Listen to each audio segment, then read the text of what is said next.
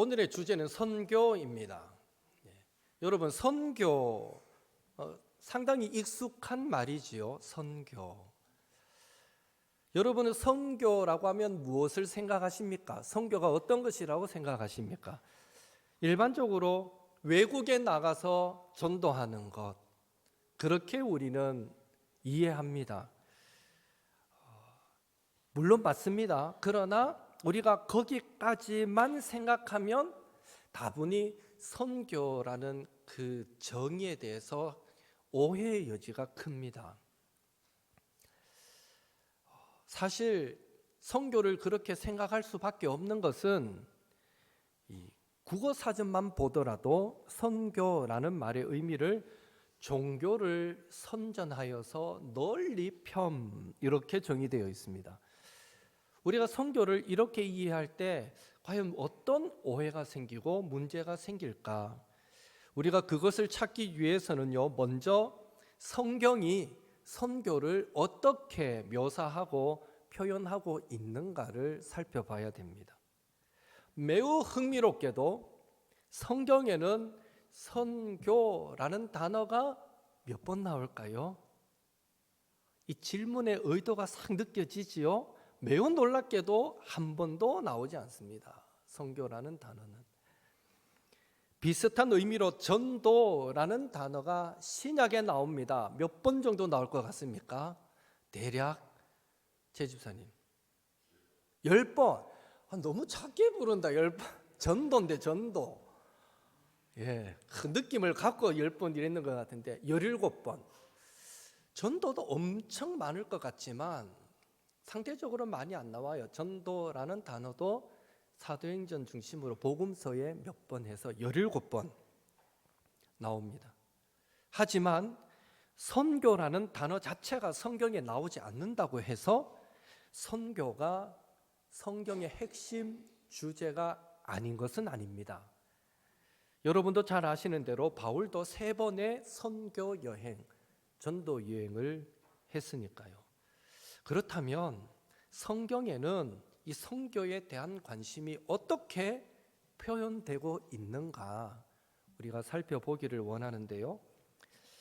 너희는 가서 모든 족속으로 제자를 삼아 라고 시작되는 마태복음 맨 마지막 구절인 28장 19절 20절은 선교라는 주제와 관련해서 우리에게 가장 먼저 떠올려지는 구절 중 하나입니다.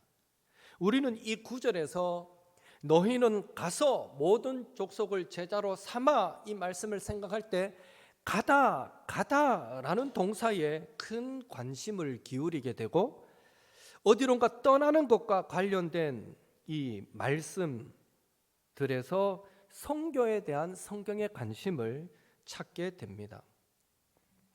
그와 비슷한 느낌으로 오늘 우리가 읽었던 본문 말씀 창세기 12장 1절에서 4절에도 보면 아브라함은 가라 하는 하나님의 그 말씀을 따라 갔습니다.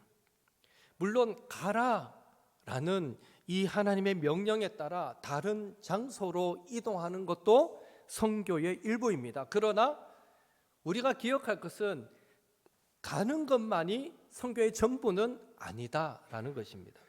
다시 말해 선교는요, 문화적인 경계를 넘어서고 지리적인 경계를 넘어서고 언어적인 경계를 넘어서고 종교적인 경계를 넘어가는 것, 바로 그렇게 넘어가는 하나님의 일이 선교인 것입니다.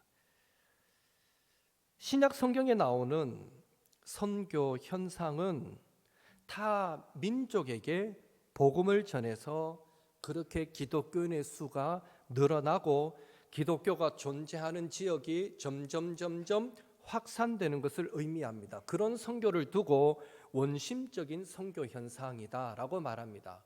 딱 중심을 잡고 점점 다른 지역으로 복음을 전파해서 퍼져나가도록 하는 현상. 사도행전 1장 8절에 나오는 예루살렘과 유다와 사마리아와 땅끝까지 라는 이 표현이 바로 지역의 확장처럼 보이는 이 표현이 대표적으로 원심적 선교 현상을 나타내는 구절이다 라고 말할 수 있습니다.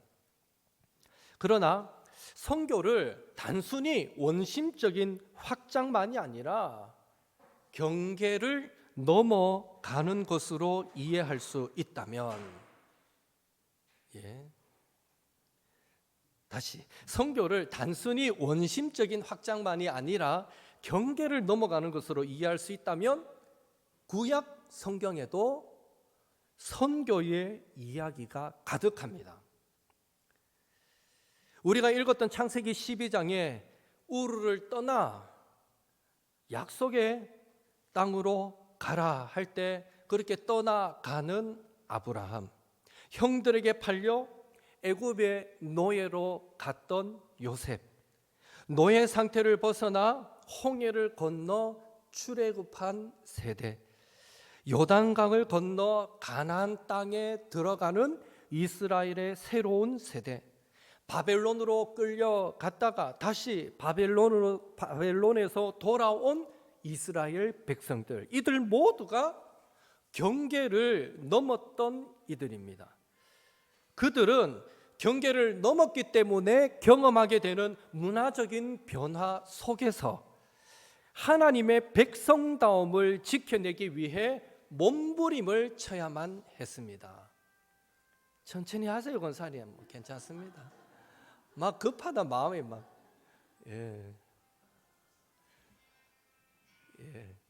이제 정리가 됐습니다. 어디까지 했습니까? 다시 그들 모두가요, 구약에도 보면 그들 모두가 하나님이 가라 하고 보내고 그들 모두가 경계를 넘었기 때문에 경험하게 되는 문화적인 변화 속에서 하나님의 백성다움을 지켜내려고 몸부림쳐야 했습니다. 그런 모습 또한 선교적인 것입니다. 왜냐하면 하나님의 백성다움은 하나님이 어떤 분이신지에 대한 증언이기 때문입니다. 그런 의미에서 성경은 선교 이야기로 가득합니다. 이 사실이 중요한 것은 선교가 신약에 와서 생긴 것이 아니라 하나님이 자신의 백성을 선택하신 때부터 이미 성도들에게 요구되어졌던 본질적인 존재 방식이 선교라는 것을 말해주고 있기 때문입니다. 우리가 구원받은 순간부터 하나님은 우리가 선교적 삶을 살기를 원하셨다라는 것이죠. 이렇듯 선교의 핵심에는요, 경계를 넘어가는 것이 있습니다. 그래서 선교는 사람에 의해서 이루어지는 것처럼 보이지만 우리가 놓치지 말아야 할 것은 어디론가 경계를 넘어갔던 지역적 경계든 문화적 경계든 어떤 경계든지 어디론가 경계를 넘어갔던 사람들의 그 뒤에는, 이면에는 바로 하나님이 계셨습니다. 다시 말해 누군가 갔다면 그들을 보내신 하나님이 계셨다는 것입니다. 사람의 감은 하나님의 보내심에서 시작된 것이죠. 이런 사실을 반영하듯 선교라고 번역된 영어 단어 미션의 그 어근이 바로 미스, 보내다라는 어근을 사용합니다. 그래서 우리는 선교를 생각할 때 간다라는 것을 먼저 생각하지만 그 단어가 갖는, 그 어근이 갖는 의미를 생각하면 선교는 보내는 것이 먼저인 개념인 것을 우리는 알 수 있습니다. 이런 사실은 선교는 근본적으로 사람이 아니라, 가는 사람이 아니라 보내는 하나님이 하시는 일이다라는 것을 말해주고 있습니다. 그래서 하나님이 선교의 근원이자 주인이 되시는 것입니다. 성경을 보면 하나님의 보내심은 사람을 보내는 것으로 제한하지 않습니다. 성부 하나님은요, 성자 예수님을 직접 이 땅에 보내셨습니다. 성자 예수님이 십자가 지시고 부활 승천하신 이후에는요, 성령 하나님을 보내주셨습니다. 이런 보내심은 하나님의 근본적 행위 중 하나이기 때문에 우리는 하나님을 본질적으로 선교의 하나님이시다라고 말할 수 있다는 것입니다. 아버지 하나님은 예수님을 보내 자신의 사랑을 구체적인 실체로 만드신 선교의 하나님이시고요, 보냄을 받은 예수님도 참 하나님이면서 참 사람이라는 존재적 경계를 넘으신 선교의 하나님이시고요, 하나님의 백성이 그 정체성을 지켜서 하나님이 어떤 분인지 세상에 증거할 수 있는 능력을 주시는 성령 하나님 또한 선교의 하나님이십니다. 이렇게 하나님이야말로 경계를 넘으시는 분이시고, 그 경계를 넘는 방식이 바로 성육신이었습니다. 그리고 성육신은 오늘날 우리가 경계를 넘어서는 방식이기도 합니다. 왜냐하면 성육신 하신 하나님, 독생자 예수님의 그 이름이 무엇이었습니까? 임마누엘, 우리와 함께 하시는 하나님이었던 것처럼 성육신 하신 하나님은 곧 우리와 함께 하신 하나님이었던 것처럼 우리의 선교 활동 역시 침입해 가는 것이 아니라 함께 함이어야 하기 때문에 우리도 성육신함으로 선교하는 자들이다라고 말할 수 있습니다. 이렇듯 우리가 믿는 하나님은 선교의 하나님이신데, 그렇다면 하나님의 선교와 세상을 향한 하나님의 목적은 무슨 관계일까요? 이미 여러 번 말씀드렸지만 성경의 큰 이야기는 창조, 타락, 구속, 그리고 미래의 소망이라는 주제들로 요약됩니다. 이 주제들은요, 이 세상을 향한 하나님의 목적이 단지 영혼 구원만이 아니라, 그게 가장 크죠. 그러나 그것만이 아니라고 분명하게 우리에게 가르쳐 줍니다. 하나님은 자신이 보시기에 좋도록 창조했으나 사람들의 반역으로 인해서 문제가 생긴 저주받은 이 온 세상을 원래의 의도대로 회복시키는 목적을 이루기 위해 지금도 일하시고 계십니다. 그 일에 성도들이 바르게 동참할 수 있도록 성도들이 하나님을 바르게 알기를 원하시는 것입니다. 예레미야 22장 13절에서 16절 말씀을 보아도 하나님을 아는 것이 온 세상에 공평과 정의를 추구하는 것과 매우 관계가 깊다고 성경은 기록해 주고 있습니다. 하나님을 아는 것하고요, 온 세상에 공평과 정의를 추구하는 것은 아주 밀접한 관계인 것처럼 묘사를 하고 있다는 것이죠. 이렇듯 하나님의 선교는요, 온 세상이 무대입니다. 온 세상이 무대입니다. 온 세상이 목적입니다. 하나님의 선교의 목적이 온전히 성취될 때 비로소 모든 피조물은 회복된 세상에서 평화를 누리게 될 것입니다. 따라서요, 우리가 다음 주 새생명 축제하고 개개인적으로도 우리가 열심히 전도하고 있는데요, 우리의 개인 전도가 하나님의 선교에 동참하는 구체적인 실천일 수 있지만, 그런 경우에라도 그 실천은 큰 틀에서는 창조 세계의 회복을 목표로 하는 하나님의 선교에 동참하는 실천이어야 하는 것입니다. 우리는 단순히 한 사람을 전도하는 게 아니에요. 그 전도의 큰 틀은 뭡니까?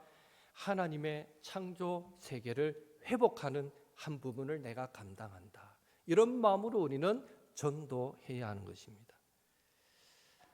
이렇게 온 세상이 하나님의 선교 무대임을 이해하는 것은 선교를 본질적으로 전도로만 생각하는 오해를 우리가 극복하는 데 도움이 됩니다. 처음에 말씀드렸듯이 외국에 나가서 전도하는 것, 그것만을 선교로 오해해서는 안 된다는 것입니다. 전도가 아니면서도 얼마든지 선교를 할 수 있습니다. 예를 들어서 환경 문제를 해결하고 생태계를 돌보는 것도, 이것은 분명 전도가 아님에도 그것은 하나님의 창조 세계를 회복하는 선교의 영역이고 선교의 무대에서 벌어지는 일이 된다라는 것입니다. 왜 그렇겠습니까? 선교의 근원이 되시는 하나님은 우리 인간의 구원뿐만 아니라 생태계와 환경에도 관심을 가지고 창조 세계의 구속을 원하시기 때문이고요. 또 시편 19편 1절에 보면 실제로 자연과 환경이 하나님의 영광을 선포하고 하나님의 손으로 하신 일을 나타내고, 그렇게 이 자연이, 세계가 하나님의 성품을 드러내주고 있기 때문입니다. 그래서 그런 창조 세계를 돌보는 일은 창조 세계를 구속하시는 하나님의 선교에 동참하는 일이 되는 것입니다. 더 나아가 우리가 누군가를 사랑한다면 그에게 속한 것을 귀하게 여기듯이 하나님께 속한 창조 세계를 귀하게 여기는 것은 하나님에 대한 사랑의 표현이 되는 것입니다. 말씀을 정리하겠습니다. 성경은 선교로 가득합니다. 우리가 예배하는 하나님은 선교의 하나님이십니다. 하나님의 백성은 그 존재 방식이 선교적이며, 따라서 우리가 행하는 모든 선교 사역의 목표와 무대는 온 창조 세계를 향한 하나님의 목적과 그 결을 같이 해야 합니다. 이것은 지금까지 우리가 선교라고 생각해 왔던 외국에서의 전도의 중요성을 깎아내리는 말이 아닙니다. 너무너무 나가는 선교도 중요합니다. 그렇지만 하나님이 저와 여러분을 이미 보내신 그 일상의 자리에서 우리 역시 경계를 넘어가는 삶, 즉 함께하고 회복시키는 삶을 사는 것 또한 해외 선교의 자리에서 살아가는 만큼의 치열한 희생과 헌신이 필요하다라는 것을 분명히 우리에게 말해주고 있습니다. 그러니까 우리 생각 속에 나가서 선교하는 분들 얼마나 힘들까, 상대적으로 나는 편해라고 생각한다면 그 생각 자체부터가 잘못됐다는 거예요. 나가서 선교하는 선교 정말 힘들죠, 어렵죠, 언어도 잘 안 되고 얼마나 힘들어요. 그건 당연히 맞는 말이지만 우리는 어떻다는 거예요? 그만큼의 희생과 헌신과 수고를 우리 삶의 자리에서 선교하는 마음으로 살아내야 된다. 그런 의미에서 선교는, 나가는 선교도 선교지만 우리가 바로 하나님이 보내는 선교사다라는 것을 기억해야 한다는 것이죠. 시선이라는 찬양 잘 아시죠?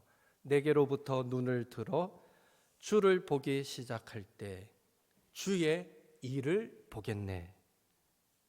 모든 시선을 주님께 드리고 살아계신 하나님을 느낄 때 그제야 내 삶은 주의 역사가 되고 하나님이 일하기 시작하네.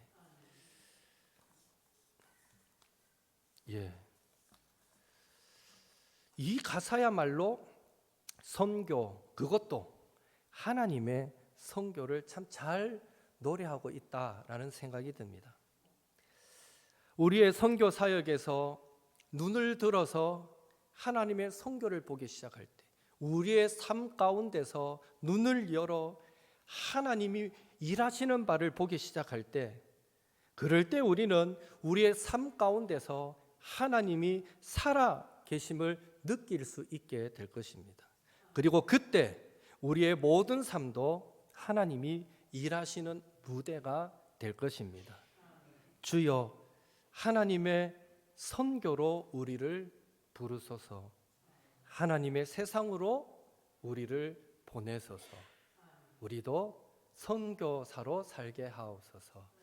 그 마음으로 이번 한 주간도 믿음으로 승리하며 살아가시는 우리 모든 옥도의 성도님들 되시기를 예수님의 이름으로 축원합니다. 이 시간 기도하실 때, 하나님, 제가 선교사입니다.